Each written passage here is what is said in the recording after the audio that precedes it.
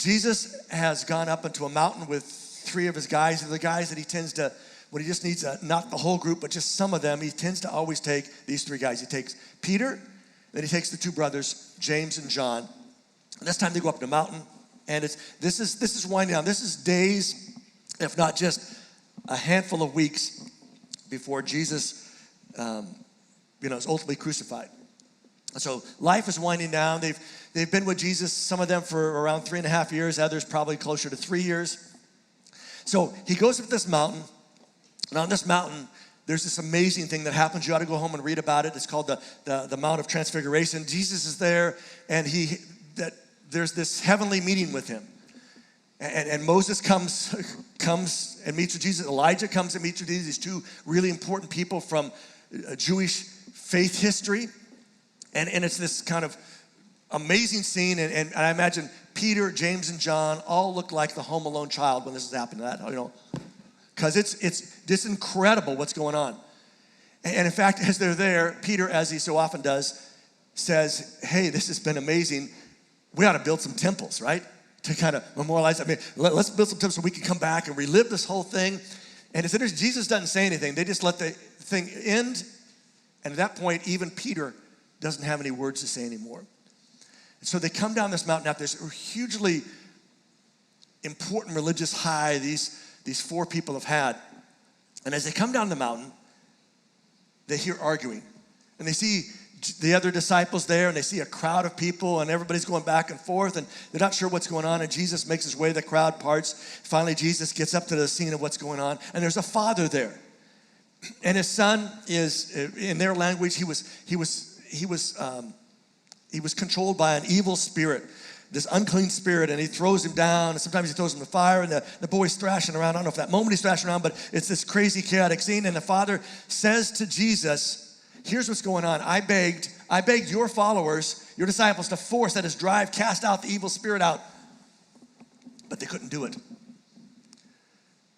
To which all the guys are looking like Jesus, like, we've done this before, Jesus. We followed your directions. We followed what you told us to do, how to do this. It didn't work. We don't know what to do, but we can't say that in front of the crowd. They're kind of talking quietly. They're just looking like, we don't know. And so Jesus steps in and just says, okay, I don't know what to do with you people. Let me just fix it. So he cast the evil spirit out. Off they go. The disciples are all like, oh, phew, that's good. He got him away. But what was going on? And they're trying to figure out what's happening. And they don't get in this huge discussion. Jesus kind of sends them away and says, listen, guys, that was a deal, but there's something more important. It's time to head to Jerusalem. One last time. And I want to remind you again that when we get there, it's going to go really bad for me, and it's going to go really bad for you. In fact, I'm going to be killed. Not just killed, I'm going to be crucified. To which Luke tells us that even when he says it this time, and he's been saying it more and more often as his timeline got shorter and shorter, they don't pick up all the points. So they go walking away from the base of this mountain to their next spot. And we pick up the story. And it says, Jesus' followers, as they're walking along, they begin to have an argument. And their argument is not a new one for them. In fact, sadly, this won't be the last time they have this argument. The argument is simply this: which one of them was or would be the greatest? Because you get a group of people around long enough, everybody wants to know who's going to be the leader. And so they're arguing about it. And again, not the first time, won't be sadly the last time. And they're arguing. They're kind of in their group, and everybody's kind of walking, not necessarily a big group of 13 of them, but they're kind of spread out. Luke tells us Jesus knew what was going on. He knew what they were thinking. He knew what argument they were having. And maybe it was simple to know what they were, because that's what they seem to argue about quite a bit. And so Jesus grabs a little child, and he has the little child stand beside him. And then he says to the guys this: whoever accepts, that is, welcomes, receives this little child in my name, accepts, welcomes, receives me. And the reason he picks a child is not just because child is so innocent, they're cute, all that kind of stuff. His point is that in their culture, in their society, kids, sadly to say, were a little bit of a bother. Until they got old enough to work, they were just kind of like taking up time. People had to work. You had to provide for your family. And not all of them, made it to old enough age. And so they were kind of the lowest of the low. They were just there, and they would be thankful. It's kind of nice when they're babies, but this middle time until they get to work, they're kind of a pain. And so Jesus puts them and says, listen, this child who is looked at as like kind of not that important, if you accept him because of me, you've also accepted me. And whoever accepts, that is, welcomes and receives me, also accepts, welcomes, and receives the one who sent me. So this is not just about me, Jesus, but it's about God, and that how you treat this little child, this one that doesn't seem to make any difference. And then he says the concluding of this whole point, because whoever is least among you all is really what's the word there? Greatest. To which, even today, when we read those words, we have probably the same thought and look on our face like the disciples did. What does that even mean, right? I mean, how can you be least and be the greatest? It just doesn't make sense. But Jesus is talking about this idea that in his kingdom and how he sees things don't always make such great sense. So Jesus said, hey, the greatest one is really the least one, to which John, again, who had gone up to the mountain when Jesus saw this incredible transfiguration scene, John pipes in this time, and he says these words, Master, oh, by the way, because John is not just thinking about who's the greatest and about this little child. He's thinking back to coming down the hill and seeing that the other disciples couldn't cast out this demon, thinking maybe if myself and my brother and even Peter were there, things might have gone a little differently. Because they kind of, if you read much of the story of Jesus' life and the story of these guys' lives, they kind of seem to think that they're sure they're in the top three because Jesus takes them with the top three every place.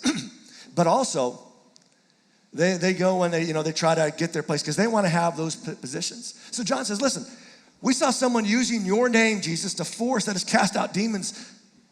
We saw this, and we told him to stop, because he does not belong to our group. Proudly he says this. Like, it's the good thing. Jesus, hey, our guys couldn't throw the spirit out, but I want you to know we stopped some other people, because they were using your name, and they're not part of our group. To which Jesus says to him, what are you doing, you knucklehead? No, that actually isn't there, but I wonder if this is one of those moments that Jesus begins to think, I've spent like 3+ years with these guys. When are they gonna get it, right? John is proud about the fact that they told somebody, don't do this. He says, listen, don't stop that. Don't hinder, don't forbid him. Because, listen, guys, whoever is not against you is for you. Which was mind-boggling to them, because they thought, no, you had to be part of our group to be with us. And if you weren't with us, then you were against us. And Jesus is like, no, that's not the way it works. Now, I told you all that to get to the next story that happens, the next thing that happens, because that all piles up. You can see, again, time is running out. Things are heating up, and the response of both Jesus and the disciples is impacting a lot of things that are taking place. And so Luke says right next that when the time was coming near for Jesus to depart, he was determined to go to Jerusalem. The literal language there is he set his face toward it. He was like, all right, guys, now's the time, and we're going to do this. Because Jesus knew what was laid ahead of him, and the idea to accept that had to be kind of hard, had to be challenging. But it's like, no, we're going to do this. And so what you discover is wherever they were at, they were in a spot that the quickest way to Jerusalem was to go through this other country called Samaria, because they were trying to get Jerusalem on a specific time, but get there by Passover, because thousands of people would be there, and it's this chance to engage with the people and to be there part of this huge celebration. And it was the time that Jesus needed to go. And so what Jesus does is he sends some messengers ahead of him, and they go into this town of Samaria to get everything ready. He says, I don't know how many he sends, maybe a couple of guys, and says, hey, go into this town, tell them we got a big group.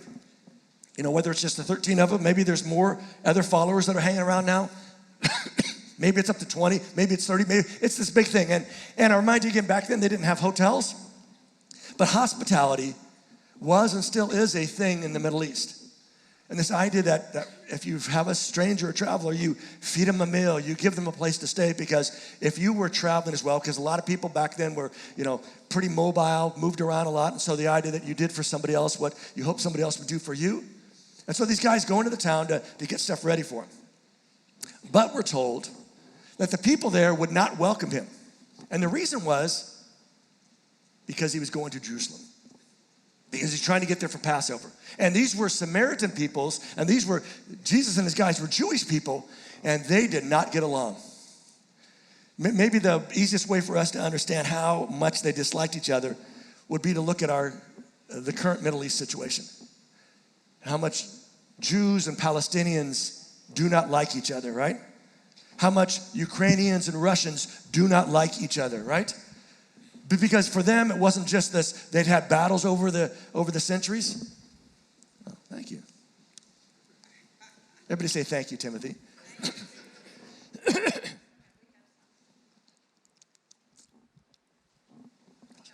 Oh, I was glad to share with this, Andrew. All right.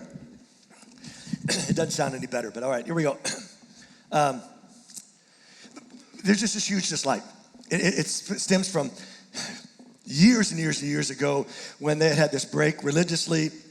The Samaritans were sort of kind of Jewish in their beliefs and then not. They had their own place that they worshiped, some old mountains that they thought were sacred.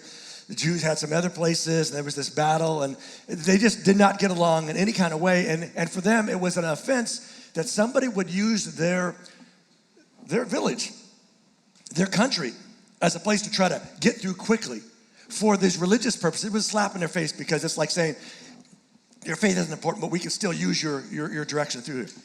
So when James and John, the followers of Jesus, saw this, they said something. And I want to remind you, James and John have been there from really early following Jesus. They had heard Jesus teach things like this: turn the other cheek, go the extra mile, love your enemies, pray for them, don't return evil for evil, right? And on and on. They have been around, and most scholars believe that Jesus had a core set of teachings, and he taught it over and over and over again. And when the disciples went out on their own, with the two of them would go different places, they taught, they were just teaching what Jesus taught. They would have taught this stuff. They would have heard this stuff multiple times as Jesus taught it to lots of people. To turn the other cheek, to go the extra mile, to love your enemies, to pray for them, to not do bad to them when they do bad to you. And so here's these guys who have 3+ years heard this teaching from Jesus. Here's what they say when they hear that this town has said, we don't have any place for you to stay. Lord, do you want us to call fire down from heaven and destroy, burn up, consume those people? And the crazy thing is, John says this in all sincerity. Jesus, do you want us to just burn this up? Because, oh, by the way, Jesus, we have a Bible text for you. It's a guy named Elijah. In fact, remember, not just a couple of days ago, we were up on the mountain. We saw Elijah. We can recreate Elijah's scene. Maybe that's why we had this experience. Maybe God let us see Elijah to inspire us in this moment to call down fire and destroy those people.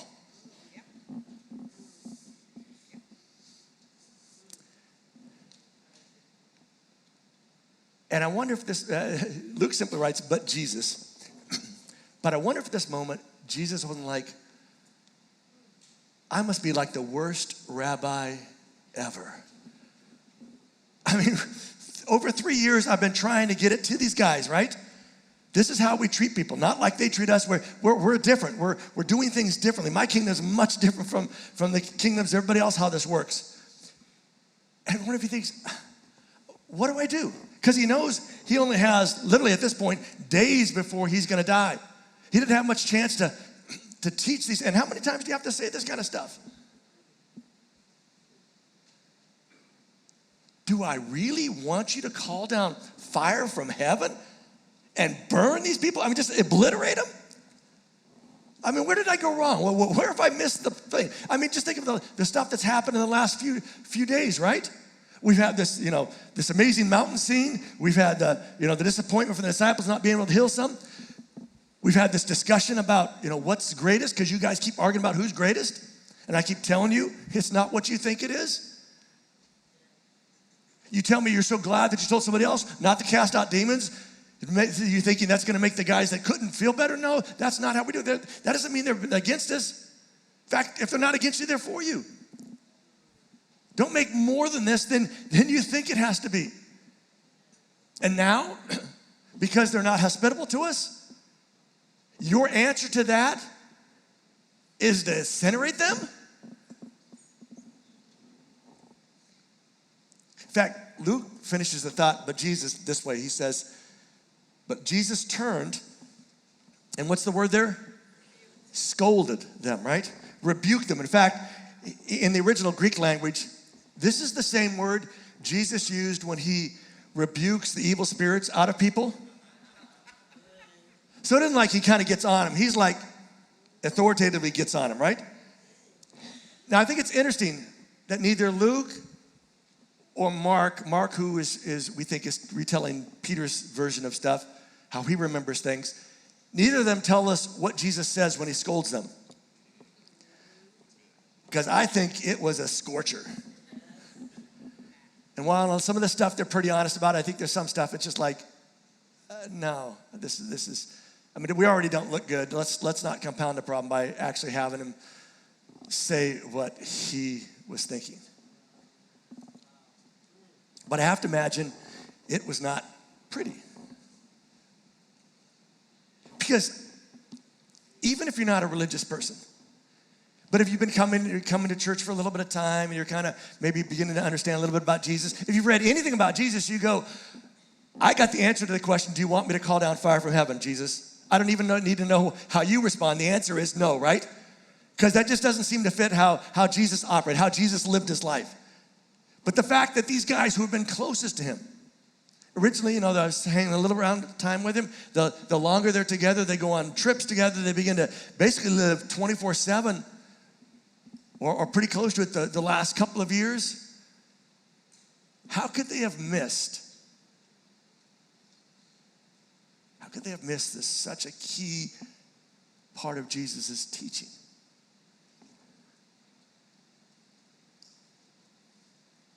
In fact, after he scolds them, Luke says that Jesus said something like this. You guys, you don't know what kind of spirit you belong to. Which I want to just do a pause for those of us who consider ourselves followers of Jesus. Because just because we're followers of Jesus doesn't mean our spirit is always a following Jesus spirit. Sometimes we're proud that we're kind of a critical spirit. Religious people say, I have the gift of discernment. Which basically gives me license to criticize everything, but I just have this gift from God. I can't help it. It's what I've been blessed with, right? But there is a huge difference between a critical spirit and a critical mind. But Jesus says to these devout followers, the guys who have said we're going to follow you and have followed him for over 3 years. Guys, you just don't know what spirit you belong to. Not just you have, that you belong to. Because they would argue, no, we belong to you. We're your followers. You're our rabbi. And it's a reminder that our faith with Jesus, while it's secured by who Jesus is and what he's done for us, we have to be careful how we think about that security. Because we can think because we're on the right side, we're in the right. That in our rightness, we can be oh so wrong at times, right? In fact, some of you have been blessed by some of ours rightness. Maybe for some of you, it's the reason you haven't been to church in a long time. Maybe it's the reason you don't go to church. Maybe if you're, it's a reason that you've never even thought about becoming a follower of Jesus, because listen, I've met some of your followers, Jesus, and oh, by the way, I'm gonna pass on that, right? Because let's be honest, in our culture, at least here in America, Christians are known as not the nicest people. How we get painted, socially and then culturally is that we can be very judgmental and harsh. And we want everybody to live exactly the way we want everybody to live. And if you don't, we're gonna make life hard for you. See, we can believe the rightness of our faith justifies our harsh and judgmental behavior. And the reality is,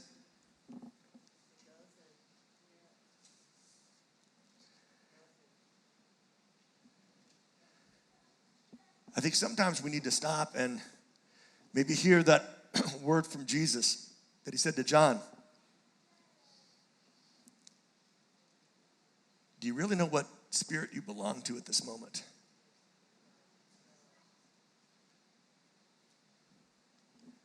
Because the truth is, feeling right can make us forget how often we were and are wrong.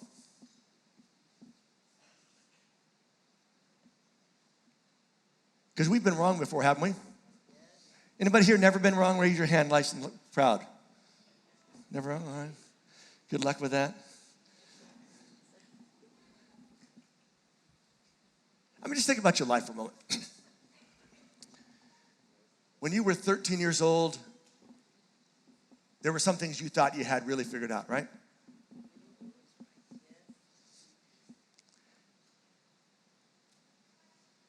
When you got to 20 years old, you look back and thought, there were some things I didn't quite have figured out. But now, now in my aged progress, I got it figured out. Till you got to 30. And 30, you look back at your 20-year-old self and your 13-year-old self and thought, yeah, not so much, right? And when you get old, like you get to 40, and you look back and you think, right?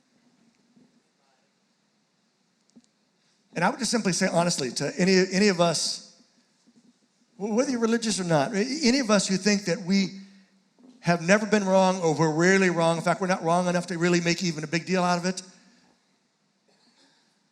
I feel bad for you.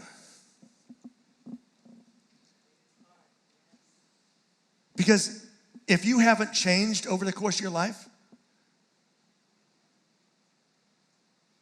that tells me that you've held on tightly to some things because you're comfortable and you don't like being uncomfortable.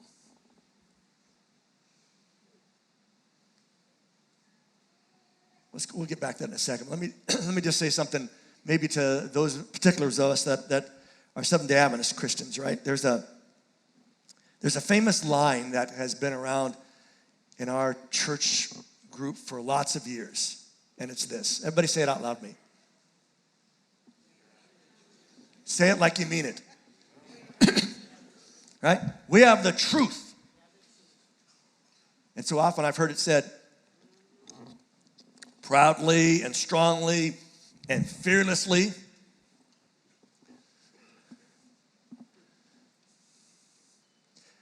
And we think having the truth gives us a pass on how we treat others. Because truth is truth, right? You can't argue with truth. And if I got the truth, well, what we love about it is if I have the truth, that means others don't have it. Which is always kind of a good feeling, isn't it? I mean, who doesn't like to feel superior, right? Who doesn't like to feel like I'm smarter than them? I know the answers, right? I got it all figured out, right?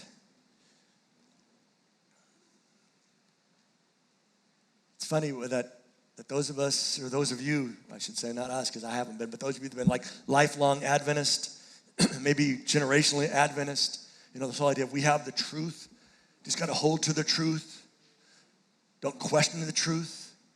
It's funny that we forget one of our founders wrote lots of years ago, which was we've got a lot to learn and a lot to unlearn, which means we've got a lot to learn and a lot to unlearn, which means we may not have the truth. In fact, I think a better statement or a better thought than saying that we have the truth is simply this: does the truth have us? Because I think if we went back 2,000 years ago and asked John as he makes this statement, as he's ready to burn these people down, the whole village, did he have the truth? And he would say, yes, I've been with Jesus. But I wonder if Jesus didn't think, but does the truth have him? Because apparently he didn't know what spirit he belonged to in the moment. In fact, Jesus will clarify it not only for John, but for the rest of the guys. This whole idea of how do we respond to these situations? How do we respond to when people aren't nice to us? He says to the whole group, listen guys, the Son of Man did not come to destroy the lives of people, but to save them. And I think, again, we don't know the tone he used. I don't think this is one of those moments when he smiles. I think it's one of those moments he's sad.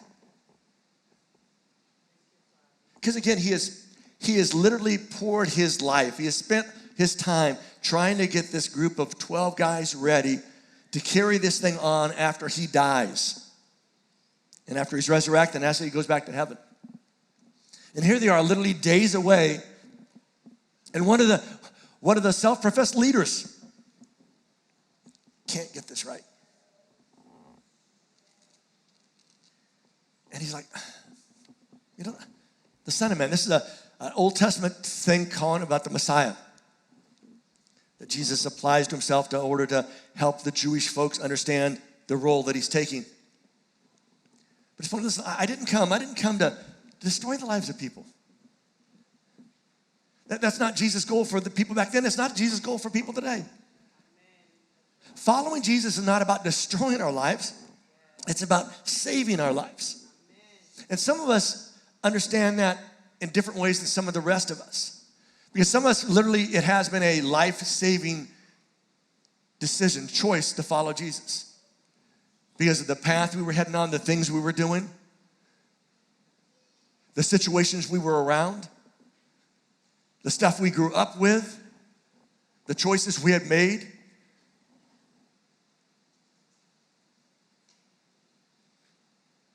I love how one author put it. He simply wrote it this way. He said, listen, if God didn't send Jesus into the world to condemn it, I doubt he sent you.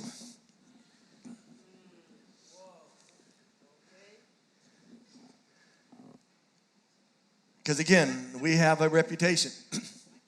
Christians, followers of Jesus in general, have this reputation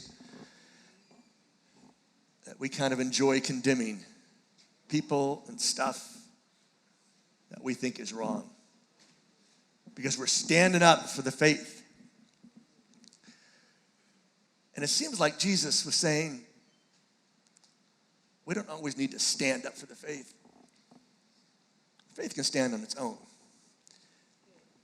We need to think about how those people are seeing us and how they're receiving us, not just how they're receiving us. When I sum it up, Jesus was simply saying to the guys, listen, guys, that's not what I want us to be known for. I don't want us to be known as the group that comes along, and if you get on their bad side, they just burn you up, right? Not the picture I want to paint, not the goal that I have. And the crazy thing is when you read just even these couple of parts from these few days of Jesus' life, we see something. That's this, that Jesus viewed mistreatment as an opportunity to react in a way that catches people off guard.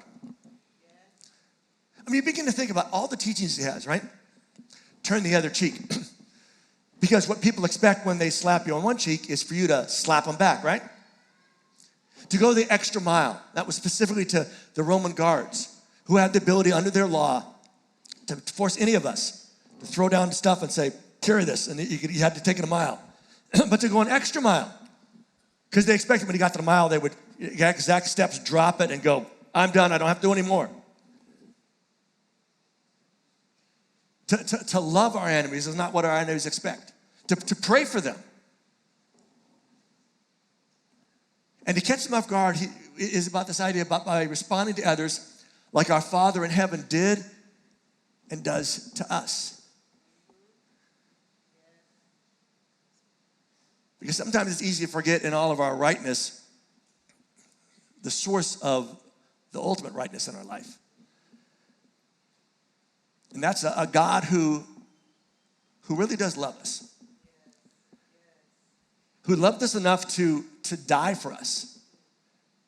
To not only die for us, to come down and to be joined to humanity in a weird way. We've talked about it over Christmas, right? The idea that Jesus is born to a young girl, right? And this whole miraculous virgin birth that takes place.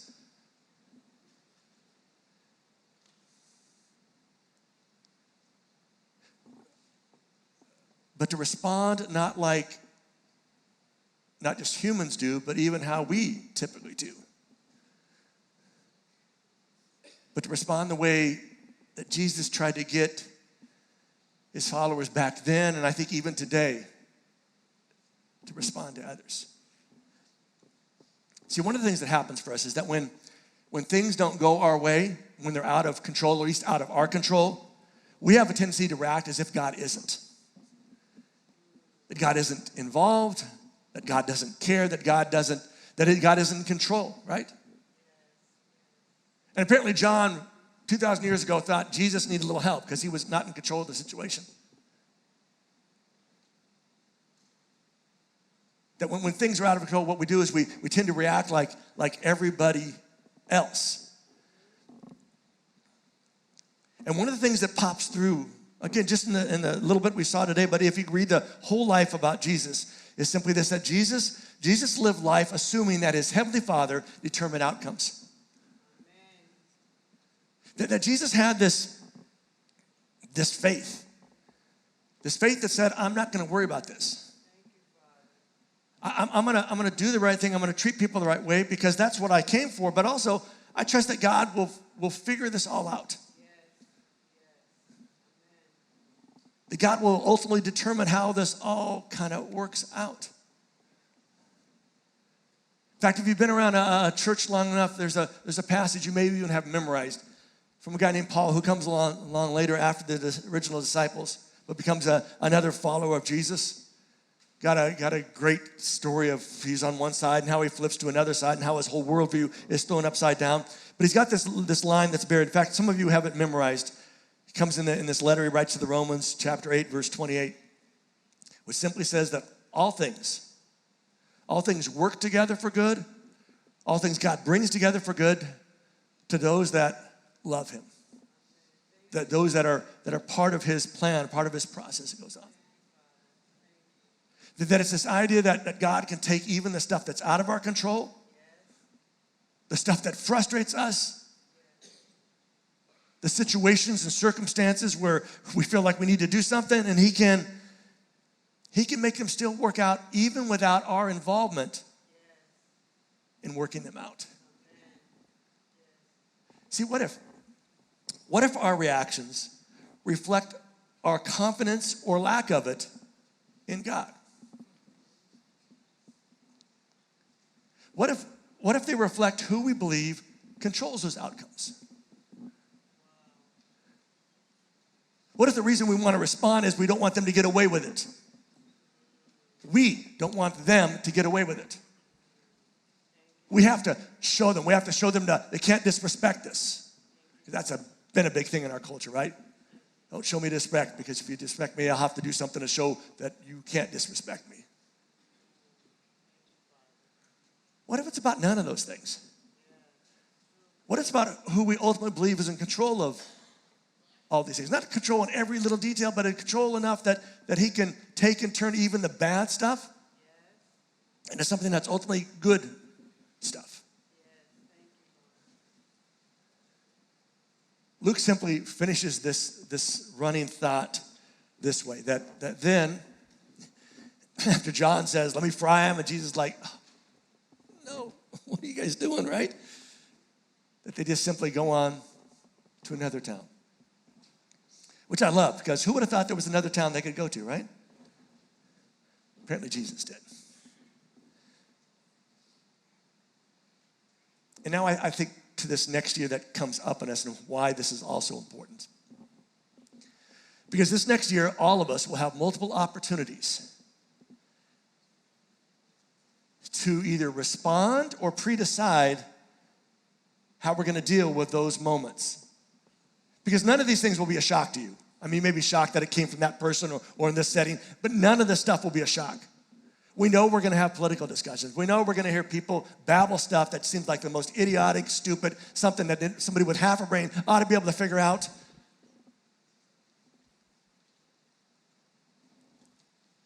But there is a truth that I think in these kind of years we're going to head into that we can forget, and it's simply this, that disagreement is unavoidable. And how do I know that? If you're married, you know that. If you are in a relationship, you know that. If you are single, you know that. Because I'm guessing there are moments when you have disagreements with your own self.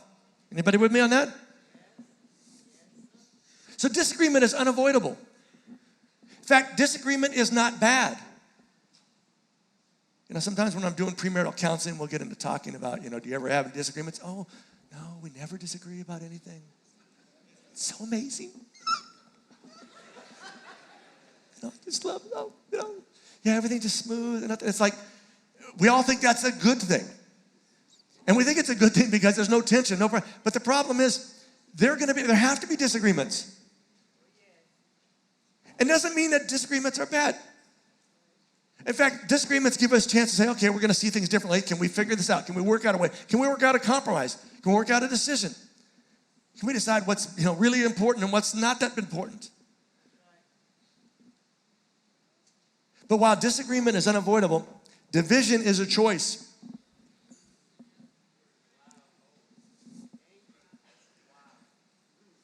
And it's our choice, not just the other person's. Because here's a sort of, this may be new to some of you. This may be one of those moments that when I put up in the slide, you may go, Mike, how do you think of these things? Because occasionally you do that. No? You already knew that? Because we don't, right? We don't all see the things the same way. And there's lots and lots of reasons for that. In fact, I think one of the best things we can do as you're trying to mature, as you're trying to maybe be better at this idea of playing well with others, is actually to talk to some others. I know it's kind of scary, it's going to be frustrating. But to listen to them. And not just listen to them so you can say, I listen to them, but listen to them and hear the story, because they may be just looking at the same thing you are, but from a different place. Their life experiences may be dramatically different from yours. And if you kind of if I understood those things, I begin to see how somebody could kind of think that way, even though I don't agree with that, but maybe you begin to see that maybe everybody on the other side of wherever you're at aren't all evil, stupid, backwoods, liberal, ultra-conservative, whatever term you put on them.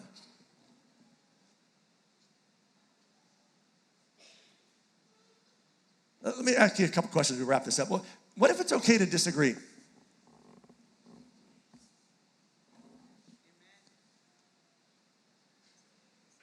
Well, let's kind of apply it. What's it okay to disagree politically? Is that an okay thing? Some of you are already having a hard time with this, right? But what about culturally? What about religiously? Is it okay to disagree about those things? Is it okay to disagree about sports teams? I hope so, because some of you guys got fans of some really bad teams. Or schools, You know, schools we went to, schools we want to go to, which one's the best schools? You know, our school's better. No, we get all wrapped up in it. How about churches? Who's got the best church? We do, that's right. But here's what I know that sometimes we can forget. It takes all kinds of churches to reach all kinds of people. And this church can't reach everybody. But we've chosen to reach a segment that's maybe different from some other people are, which is fine. Because we're all at the same goal.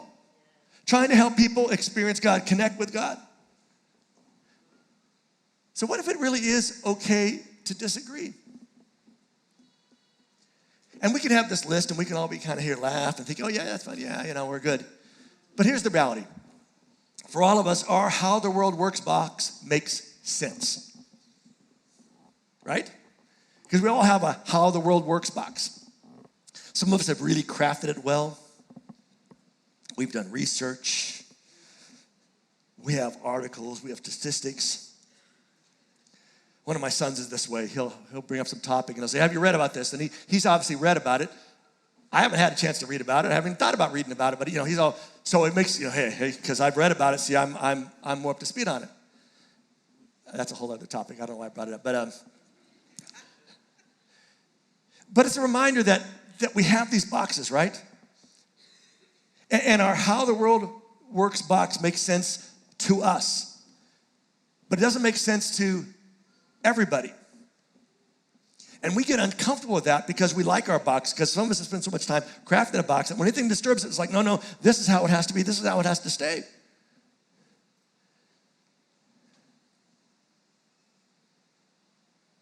And it's a reminder, and in fact, it's an opportunity to remind ourselves again of how good of a God we believe in. Because what if God loves us in spite of our misinformed, experience-based, changing views?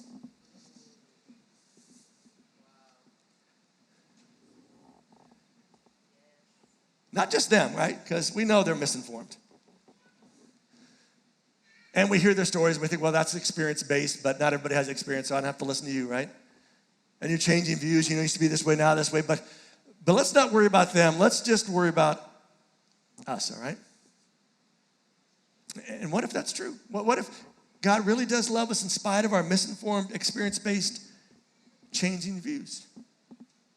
Because as I hinted at before, we've been wrong before. And the reality is we'll be wrong again, right? I mean, I look back the story that Jesus, and he's got to be like, how often? I mean, I told you they had this argument about who was the greatest. That isn't the last time. In fact, I think there's actually 2 more times that are recorded, which means it may have happened even more than that. They will be doing this literally hours before Jesus is taken away. Who's the greatest? Who's the greatest? And Jesus is like, you guys have been wrong the whole time. And you keep being wrong about this. But here's the great news. God loved us when we were wrong about him. Because all of us at some point have been wrong about him. And it's a reminder that what Jesus hoped his guys back then would catch, what I think he hopes will catch, is that we can't let our wrongness about him not be corrected by him. That in those moments to face where we're at gives us a chance to recalibrate and even to rethink how we look at things. Because here's the question we're going to face this next year. How do we love somebody we don't even like? And if they're here today, don't look at them, just look at me, buddy. But right, I mean, how do we love somebody we don't even like? How do we not treat others the way they treat us? When they do that, well, shouldn't we just give, I mean, that's our natural response. How do we, for the next year, how do we stay out of the drama? And I got an answer for you. Are you ready for it?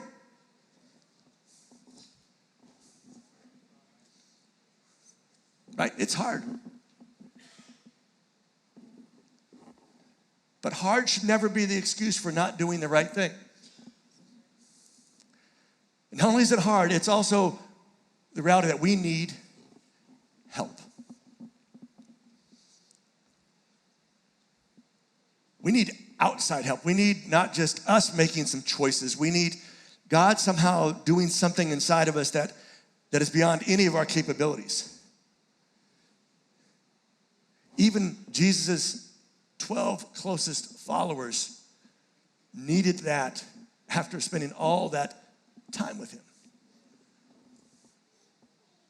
But what if this help? What if that starts with some reflection on our part? Maybe a willingness to maybe do a little bit of hard work in order to get ourselves in a better spot. And not just a willingness, what it also starts with a choice, a pre-decision that says, when I get to this spot, I'm gonna respond this way because that's what's really important. Peter, years later, reflecting on Jesus' life, and I think part of it may have been this particular stories that we looked at today. But not just that, but also how he faced death and the ruling powers that were asking him questions and the Jewish leaders that were asking him questions and how they just piled on him and how he responded. The amazing thing about Jesus was how he responded, which was he didn't.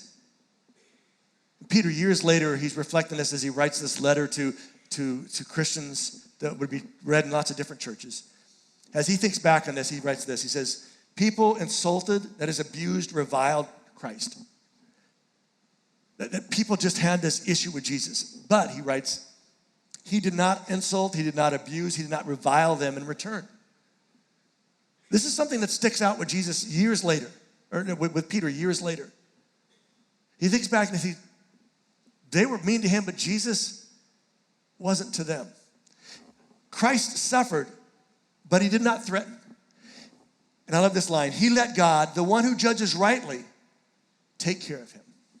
Literally, he entrusted himself to the one who judges rightly. Peter associates Jesus' ability not to react, but to act in a way that was consistent with what he was trying to accomplish, with the basis that he had faith in his Father, the one who would untangle it all, the one who ultimately will judge things rightly, and he was willing to leave it in his hands and not have to take it in his own hands. So what would it look like to entrust ourselves to the one who judges rightly? What if we need to rethink